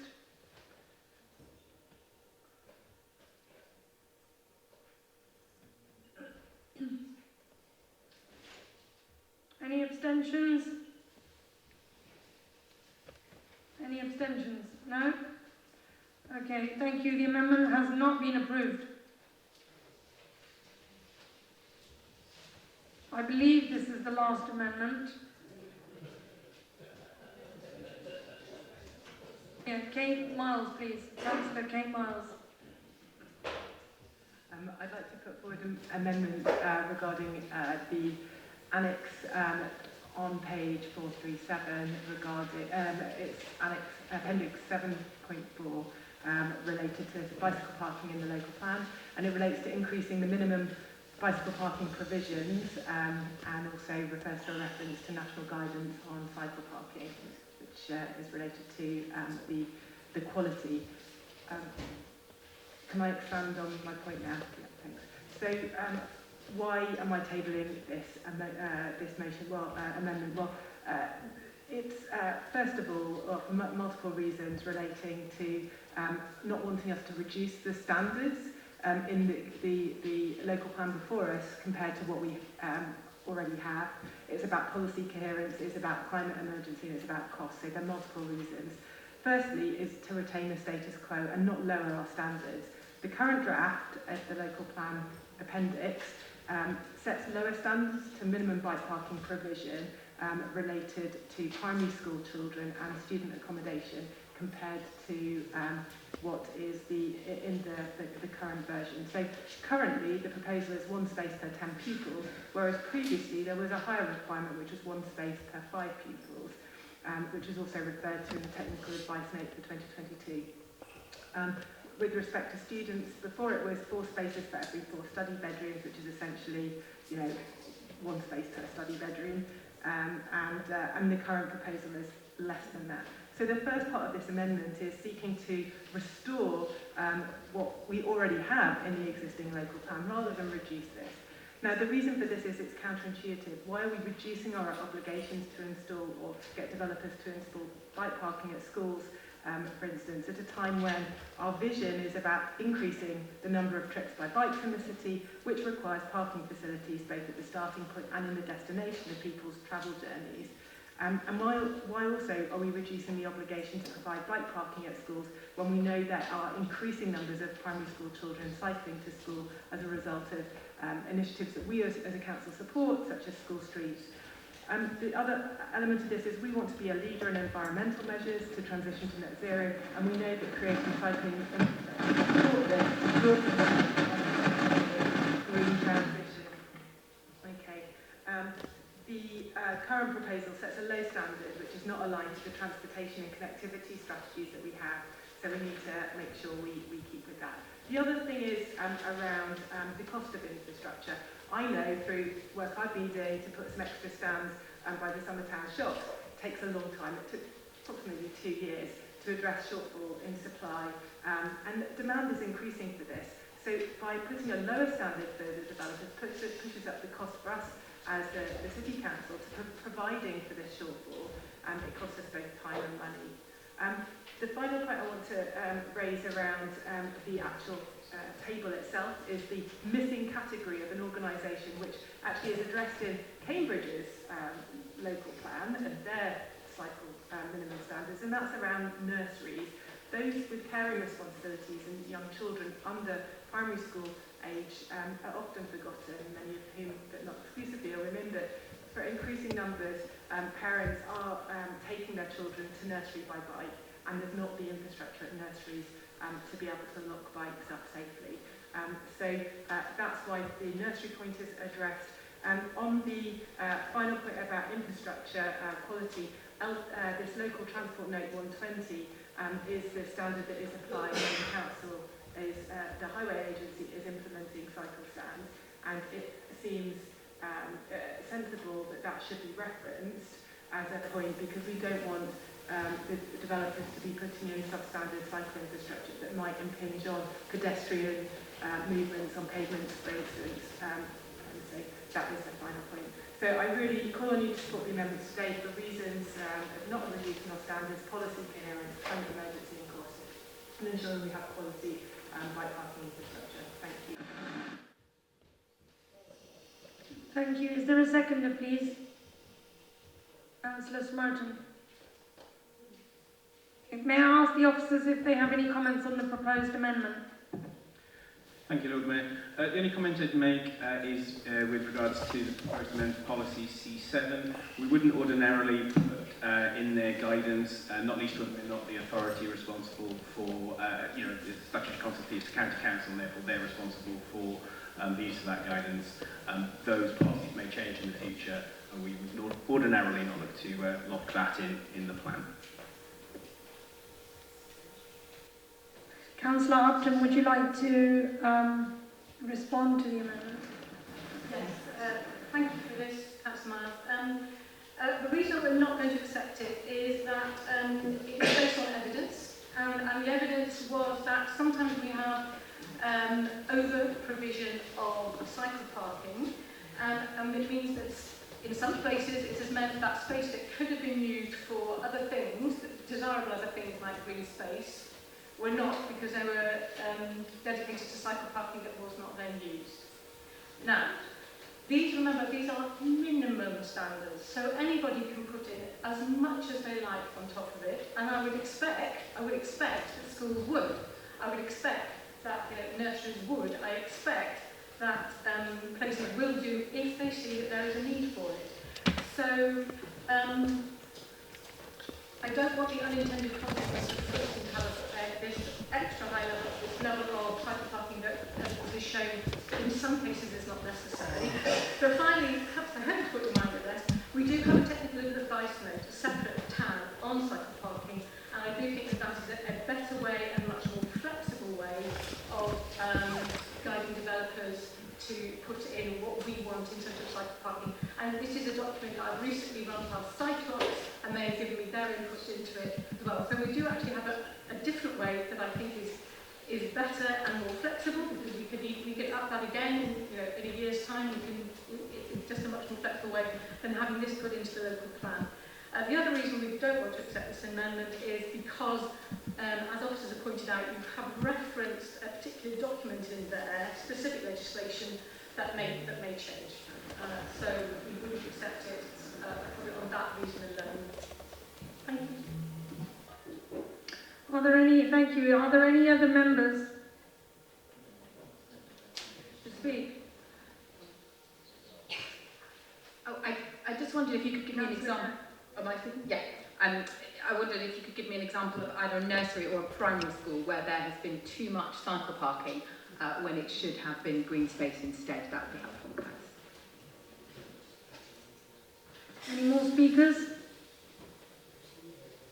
Councillor Smoton? Thank you, Lord Mayor. I wanted to draw attention with regards to the idea that the place has been over-provided. I want to draw specific attention to student accommodation, and that's because our requirement for an HMO is currently one place per bedroom, which seems appropriate. People living in HMOs are highly likely to cycle. That's the second most likely place for a student to live, and the first most likely place for them to live is in purpose-built student accommodation. So it is certainly very surprising on that specific point that we are proposing that if you live in purpose-built, it's 3 to every 4, whereas if you live out in an HMO, then it's 1 to every 1. That seems like an odd inconsistency, and I wonder whether we'd be inclined to accept that particular alteration, even if the others were being argued about. I would suggest, although I don't want to take the words out of my mouth, that if the point about LTN 120 is specifically an issue, then we could self-amend that out of the amendment in order to talk solely about numbers. May I ask the officers if they have any comments on the proposed amendment? It wasn't a proposed amendment, sorry, Lord Mayor. It was suggesting that perhaps we might delete the reference to LTN 120, but of course I have to leave that to Catherine as the proposer. Would you like to make your point? Yeah, so it's just in response to the question about what evidence. I haven't got the sites to hand, but what colleagues did was they sat down with development management colleagues and walked through these standards, and there were a variety of sites where the provision of the standards had been either very difficult or hadn't been met because of capacity. And that was at schools? I honestly don't know. Because I would just be very surprised from my experience, but I'm really interested in, so it would be good if there's evidence. Can you please stop? Sorry. Oh, sorry. Schools and nurseries, my question? It's not a debate at the moment. But I just haven't had an answer to my question, which was around schools and nurseries. If you could kindly just not speak at the moment, that'd be very good.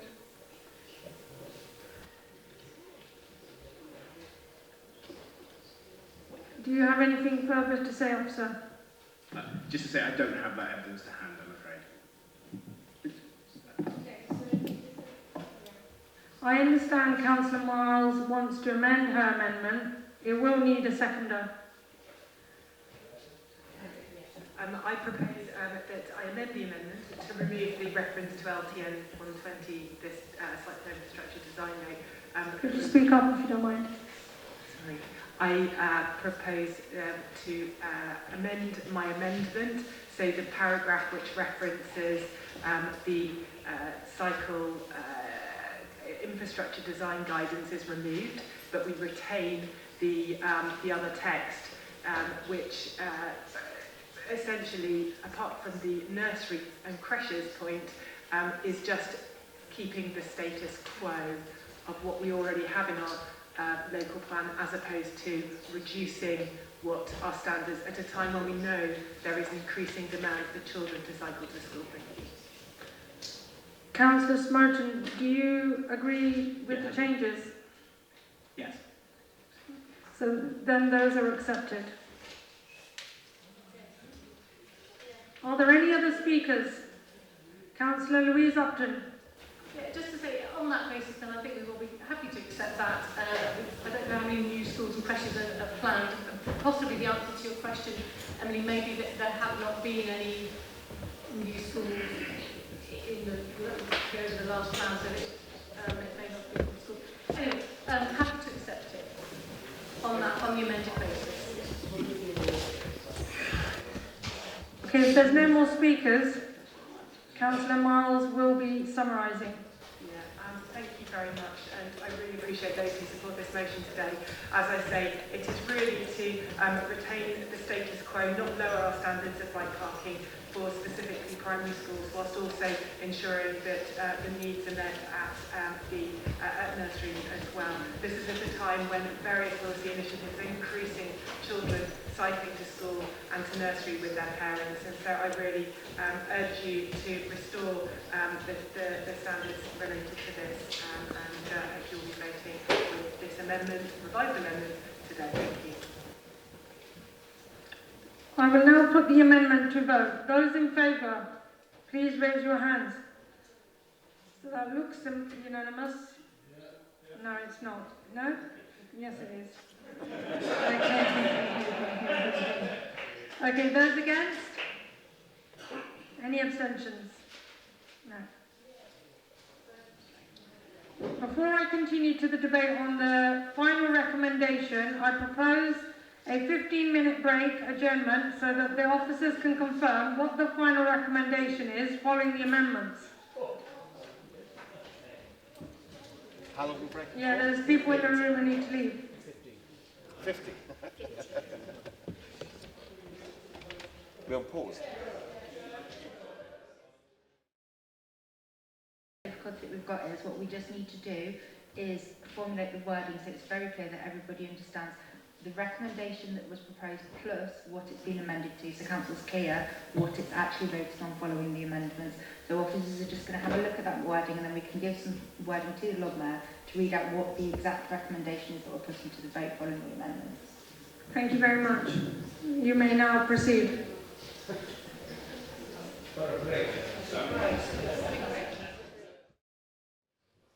Thank you very much, everybody. Welcome back. David Butler, the head of planning, will now read the amended recommendations. Thank you, Lord Mayor. The motion for the meeting is the recommendation as contained in the report, subject to the following amendments. Number 1, at the end of policy E1, add paragraph, intensification of employment sites is likely to draw in additional workers, and the pressures and infrastructure needs these generate will be considered. Developer contributions such as SIL and Section 106 will be used to mitigate the impacts of new developments. 2, at Chapter 7, paragraph 7.11, remove coach parking facilities will continue to be at Redbridge Park and Ryde site, and in brackets, St Giles and St Albans, south of Speedwell Street. Number 3, at Chapter 7, after paragraph 7.9, add new paragraph 7.10. Another ongoing challenge is the prevalence of death and serious injury on our roads. An integrated approach is required to reduce death and injury in alignment with Vision Zero, as set out in the Oxfordshire Local Transport and Connectivity Plan 2022 to 2050.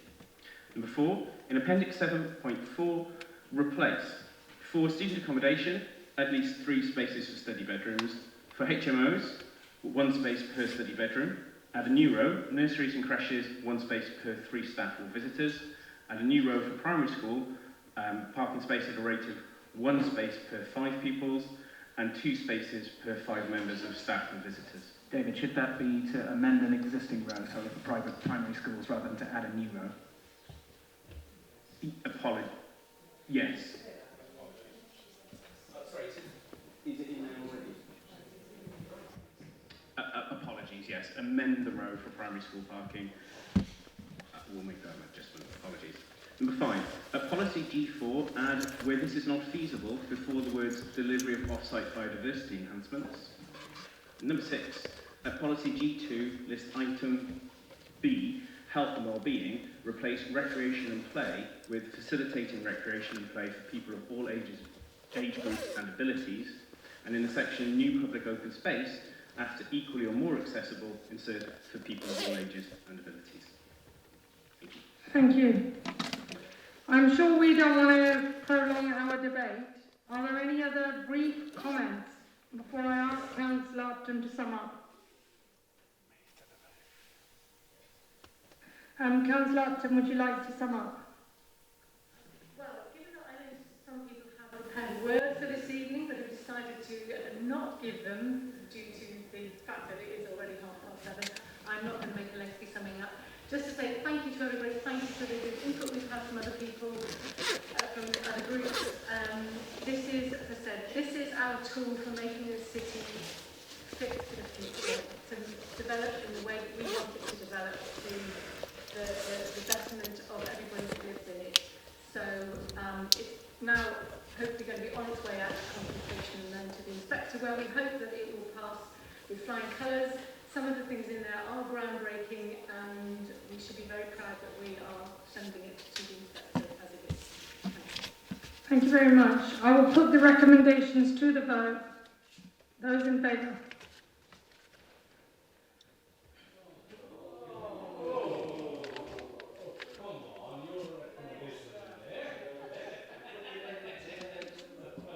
Are those noted, officers?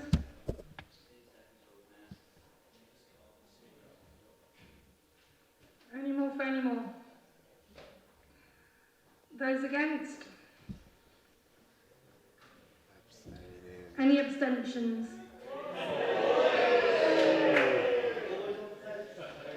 Thank you. The recommendations have been approved.